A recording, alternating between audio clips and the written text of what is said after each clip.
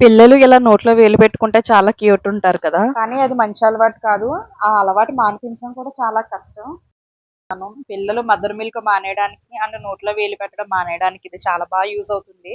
ఈ లిక్విడ్ చాలా చేదుగా ఉంటుంది. మాక్సిమం 10 డేస్ ఉంటుందనుకుంటా చేదు. కొంచెం కష్టంగా ఉన్నా తప్పదు.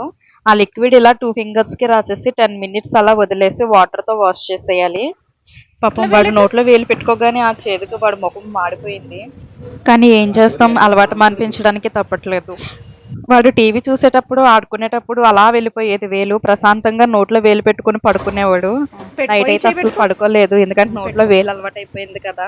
వాడి ఫేస్ అయితే మాత్రం మాడిపోయింది. చెప్పడం మర్చిపోయాను. ఆ లిక్విడ్ రాసాక వాష్ చేయకుండా పిల్లలు నోట్లో వేలు పెట్టుకుంటే ఆ చేదుకి పిల్లలకి వామిటింగ్స్ అయిపోతాయి. అందుకే రాసాక 10 మినిట్స్ ఉంచి తర్వాత వాష్ చేయాలి. అప్పుడు ఆ చేదు 10 డేస్ ఉంటుందన్నమాట.